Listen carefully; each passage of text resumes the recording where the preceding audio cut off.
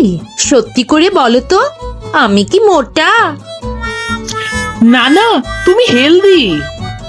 ধ্যাৎ, সত্যি করে বলো, আমি মোটা নাকি?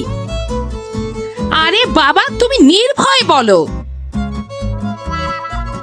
নির্ভয় বলছি, তুমি সুন্দর, স্বাস্থ্যবতী, রূপবতী। 2 ঘন্টা পার হয়ে গেল, সমস্ত রান্নার কাজ আমি শেষ করে ফেললাম। তুমি এই 2 ঘন্টায় কি করলে বলো তো? তোমাকে বললাম একটু ঘরটা গোছাও, 2 ঘন্টায় তুমি কি করলে? ও বাবা, মানে 80% কাজই তো আমি এগিয়ে রেখেছি।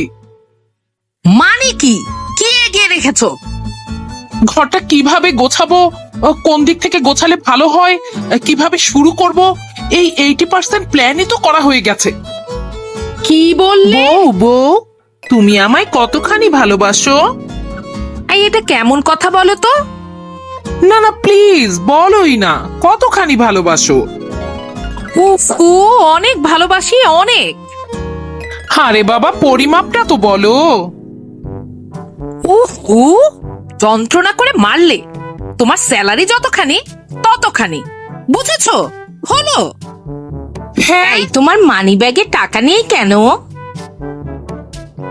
বেবি, ওটা আমি ইনভেস্ট করেছি। ইনভেস্ট করেছো? কোথায়? কেন, তোমার হাসির পিছনে? গতকালই তো ওটা তোমার পিছনে শেষ হয়ে গেল। বলো কি? এই, তোমাকে এত শান্ত দেখাচ্ছে কেন? তুমি কি রাগ করেছো? না, রাগ করিনি। তবে কেন এত চুপ হয়ে গেলে? ঝড়ের পূর্বাভাস, বুঝতে পারছো না কেন? হ্যাঁ, এটাই তো আমি সন্দেহ করছিলাম।